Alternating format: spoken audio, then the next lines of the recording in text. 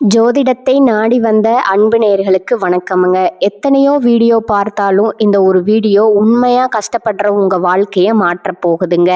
அப்படி என்ன இந்த வீடியோல இருக்குன்னு தெரிஞ்சுக்கிறதுக்கு முன்னாடி நம்ம சேனலை முதல் முறையா பார்க்குறவங்களா இருந்தால் சப்ஸ்கிரைப் பண்ணிக்கோங்க.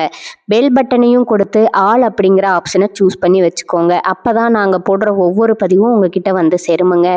எப்பவுமே ஒரு நல்ல விஷயத்தை தொடங்குவதற்கு முன்னாடி எம்பெருமான் முருகனை மனதார வேண்டிக்கோங்க. நீங்களும் நான் சொல்ற மந்திரத்தை சொல்லிக்கிட்டு கமெண்ட் பாக்ஸில் ஒரு கமெண்ட் பண்ணிடுங்க. ஓம் முருகா சரணம், ஓம் முருகா சரணம், ஓம் முருகா சரணம். வணக்கமுங்க. அன்பான சிம்மராசி நேயர்களே, உங்களுடைய வாழ்க்கையில இனி வரக்கூடிய காலங்கள் எந்த மாதிரியான மாற்றங்களை கொண்டு வரப்போகுது? உங்களுடைய தொழில், திருமண வாழ்க்கை, குடும்பம், பணவரவு, காதல், படிப்பு, உடல் நலம் மற்றும் மனநிலை எப்படி இருக்கும்? கிரகங்களோட பார்வை மற்றும் இயக்கம் உங்க வாழ்க்கையில எந்த மாதிரியான பலன்களை கொடுக்க போகுது? உங்களுக்கு சாதகமா இருக்க போகுதா இல்ல கவனமா இருக்கணுமா அப்படிங்கிற எல்லா கேள்விகளுக்கும் தெளிவான பதில்களை தெரிஞ்சுக்க இந்த வீடியோவை முழுசா பாருங்க. உங்களுக்கு தேவையான நல்ல வழிகாட்டுதல் நிச்சயமா கிடைக்குமுங்க. நீங்க சூரியனால ஆளப்படுறதுனால எப்பவுமே உங்களுடைய வார்த்தைகள் உற்சாகமாகவும் நேர்மறையான எண்ணங்களோடையும் தன்னிச்சையா செயல்படக்கூடிய திறமையும் உங்ககிட்ட அதிகமாகவே இருக்குமுங்க.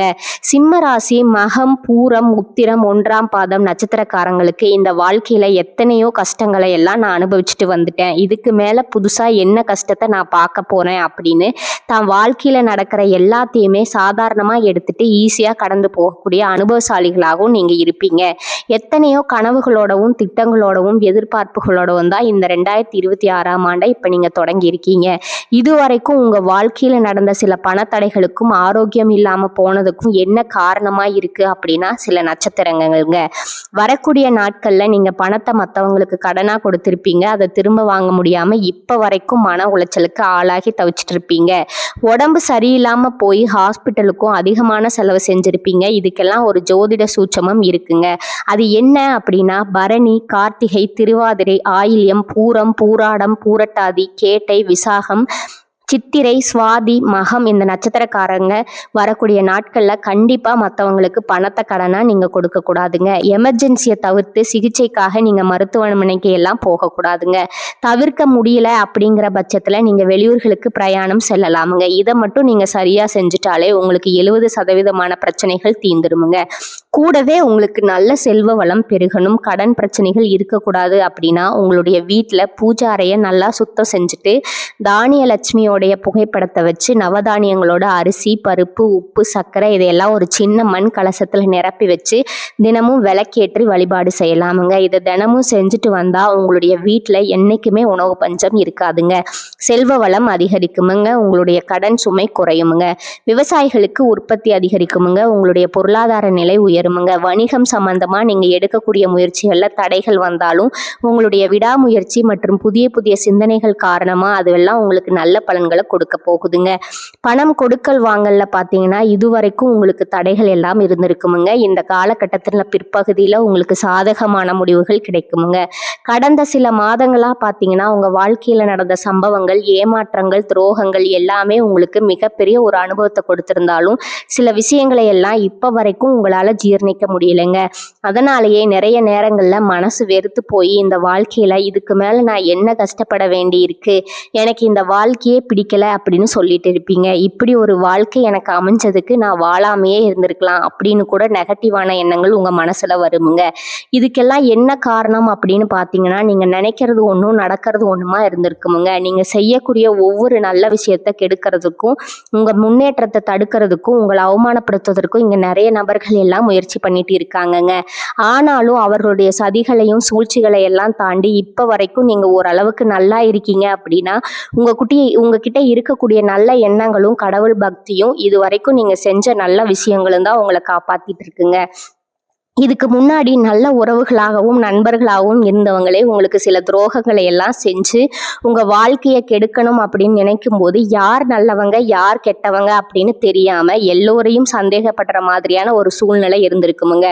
உங்க வாழ்க்கையில நடந்த சில சம்பவங்களுக்கு அப்புறம்தான் சில நபர்கள் எந்த அளவுக்கு பொறாமையோடவும் வன்மத்தோடவும் இருக்கிறாங்க அப்படிங்கிறத ஓரளவுக்கு நீங்க புரிஞ்சிருப்பீங்க.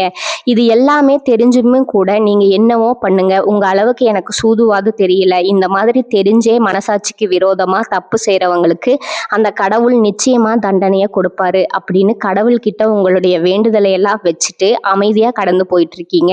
உங்க மனசுக்குள்ள எத்தனை ஆதங்கம் இருந்தாலும் இப்ப இருக்கக்கூடிய சூழ்நிலையில தான் உண்டு தான் வேலை உண்டு அப்படின்னு நீங்க போயிட்டு இருக்கீங்க.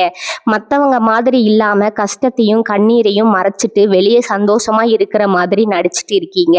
இந்த வாழ்க்கை உங்களை எப்படி புரட்டி போட்டாலும் முடக்கி வச்சாலும் நீங்க எப்பவும் போல சாதாரணமாவே இருக்கிறதால உங்களை சுத்தி இருக்கிறவங்க எல்லாருமே இவங்களுக்கு என்னப்பா ஓஹோன்னு ஜாலியான வாழ்க்கை வாழ்றாங்க அப்படின்னு சொல்லுவாங்க. ஆனா மனசுல நிம்மதி இல்லாம வயிறார சாப்பிட முடியாம நிம்மதியா தூங்க முடியாம எவ்வளவு கஷ்டப்படுறீங்க அப்படிங்கிறது உங்களுக்கு மட்டும்தாங்க தெரியும். இந்த மாதிரி உங்க வாழ்க்கையில திடீர்னு ஒரு பிரச்சனை அப்பப்போ வந்துட்டு தாங்க இருக்கும். அதையெல்லாம் எல்லா இடத்துலயும் நீங்க கடந்து வந்துட்டு தான் இருக்கீங்க. இந்த மாதிரி நீங்களா ஏதோ தடுமாறி எந்திரிச்சு நிக்கிறப்போ உங்களை குறை சொல்றதுக்குன்னே நிறைய பேர் தேடி வருவாங்க. நீங்க 1000 நல்ல விஷயம் செஞ்சாலும் அதையெல்லாம் பாராட்டி ஒரு வார்த்தை கூட சொல்ல மாட்டாங்க. அதுவே உங்களுக்கு தெரியாம ஒரு தப்பு நடந்துட்டாலோ உங்களுக்கு சம்பந்தமான ஒருவர் தப்பு செஞ்சுட்டாலோ அதை இந்த உலகத்துல யாருமே செய்யாத தப்பு மாதிரி குத்தி காட்டிட்டே இருப்பாங்கங்க. அவங்களுடைய நோக்கம் என்னவா இருக்குன்னா நீங்க நல்லா இருக்கணும் அப்படிங்கிறத விட நீ முன்னேறிடக்கூடாது அப்படிங்கிறதுல ரொம்பவே கவனமா இருப்பாங்கங்க. நண்பர்களா இருந்தாலும் சரி சொந்தக்காரங்களா இருந்தாலும் சரி அவங்க தேவைக்குனா மட்டும் உங்ககிட்ட வந்து பழகுவாங்க. அந்த தேவை முடிஞ்சு அப்படின்னா உங்களை விட்டு விலகி போயிடுவாங்கங்க. இப்படி மற்றவங்களுக்காக எல்லா விஷயத்தையும் செய்யக்கூடிய உங்களுக்கு ஏதாவது ஒரு அவசரம் ஒரு உதவி தேவைப்படுது அப்படின்னு போய் நின்னா உங்களுடைய சூழ்நிலையை புரிஞ்சுக்காம அவங்க 1000 கேள்விகளை கேட்டுட்டு அதுக்கப்புறமா சின்னதா ஒரு உதவி செய்வாங்க. இதையெல்லாம் நினைக்கும் போது நீங்க எப்படி அவங்களுக்கு உதவி செஞ்சு ஏமாந்துருக்கீங்க அப்படிங்கிறத இப்பதான் நீங்க புரிஞ்சுப்பீங்க. இந்த வாழ்க்கையில எப்படியாவது முன்னேறணும் அப்படிங்கிறதுக்காக தினம் தினம் கஷ்டப்பட்டு உழைக்கிறவங்க உங்களுடைய மனசாட்சிக்கு தெரிஞ்சு நீங்க யாருக்கும் எந்த கெடுதலையும் கஷ்டத்தையும் துன்பத்தையும் கொடுத்ததில்லைங்க. ஆனாலும் உங்களுக்கு மட்டும் ஏன் இந்த மாதிரி கஷ்டங்கள் வருது பிரச்சனைகள் வருது அப்படின்னு பார்த்தீங்கன்னா நீங்க நல்லவங்களா தான் இருக்கீங்க, நல்ல விஷயங்களை தான் செய்றீங்க. ஆனாலும் உங்களை சுத்தி இருக்கக்கூடிய மனிதர்கள் அந்த மாதிரி நினைக்கிறது இல்லைங்க. நீங்க என்னதான் பிரச்சனைகள் எல்லாம் தவிர்த்துட்டு வந்தாலும் ஏதாவது ஒரு சூழ்நிலையில பிரச்சனையும் கஷ்டமும் உங்களை தேடி வந்துட்டு தான் இருக்குங்க. ஆனா இனி வரக்கூடிய நாட்கள்ல உங்களுக்கு சந்தோஷத்தையும் மன மகிழ்ச்சியும் கொடுக்கக்கூடிய ஒரு காலகட்டமா இருக்க போகுதுங்க. இது நாள் வரைக்கும் பார்த்தீங்கன்னா உங்க வாழ்க்கையில நடந்த கெட்ட விஷயத்தை எல்லாமே மறந்துடுங்க. இனி வரக்கூடிய நாட்கள்ல உங்களுக்கு எப்படிப்பட்ட நன்மைகள் எல்லாம் கிடைக்க போகுது, எந்த இடத்துல நீங்க கவனமா இருக்கணும் அப்படிங்கிறத நீங்க மனசுல வச்சுக்கணுமுங்க. இனி வரக்கூடிய காலகட்டத்துல சனியுடைய வக்ர நிவர்த்தியும் குருவனுடைய பயிற்சியும் சுக்கிர பயிற்சியும் சூரிய பயிற்சி ராகு கேது பயிற்சிகள் அப்படின்னு கிட்டத்தட்ட 5 பயிற்சி பலன்கள் எல்லாமே உங்களுக்கு இந்த 2026ஆம் ஆண்டுல முழுமையான பலன்களை கொடுக்க போறாங்கங்க.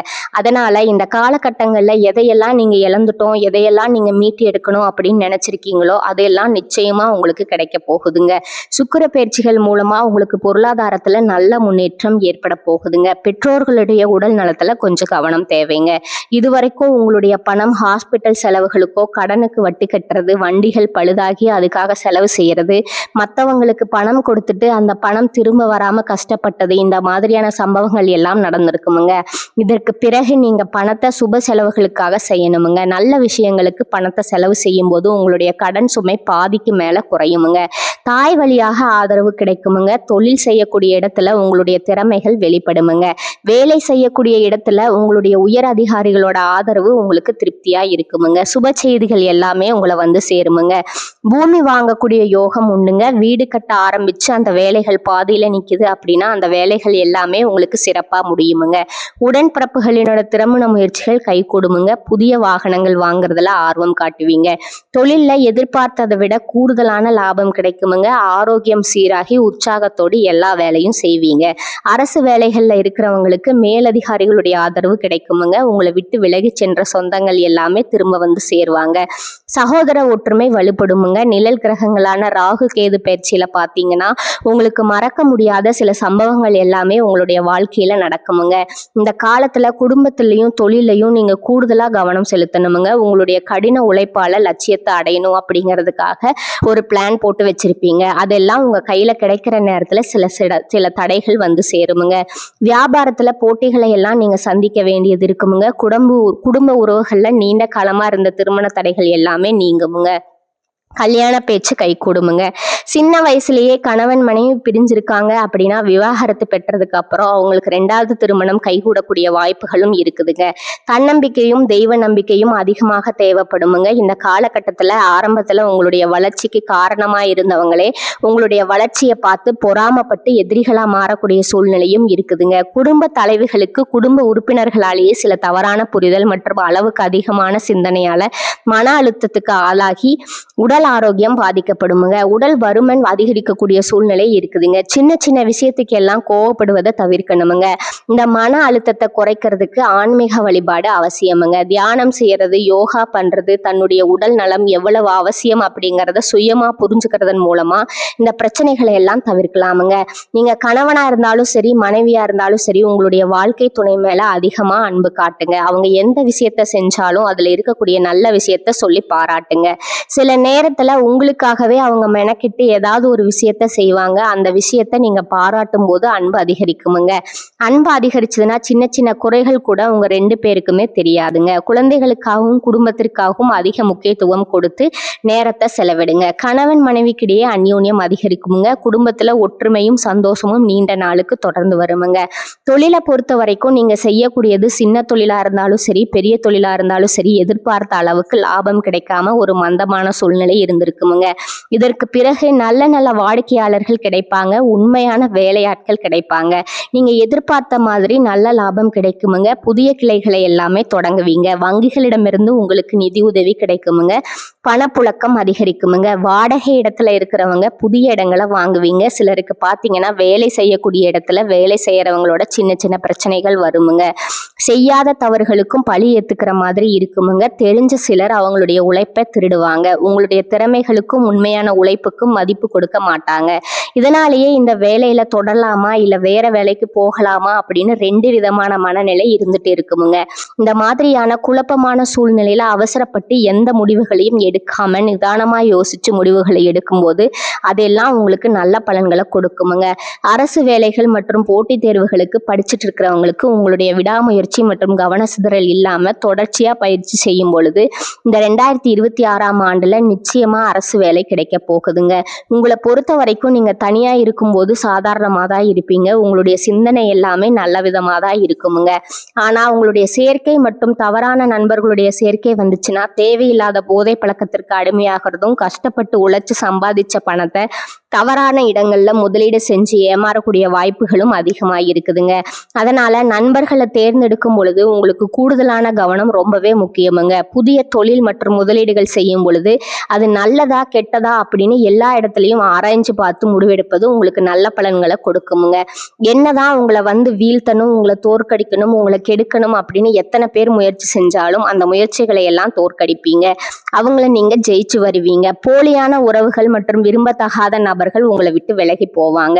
புதிய நண்பர்களுடைய சேர்க்கை உங்களுக்கு ஆறுதலை கொடுக்குமுங்க. இந்த மாதிரி புதுவிதமான மாற்றங்கள் எல்லாமே உங்க வாழ்க்கையில நடக்க போகுதுங்க. இந்த சேனல் உங்களுக்கு பிடிச்சிருந்தா லைக் பண்ணிக்கோங்க, ஷேர் பண்ணிக்கோங்க. வாழ்க வளமுடன், வாழ்க பல்லாண்டு. நன்றி, வணக்கம்.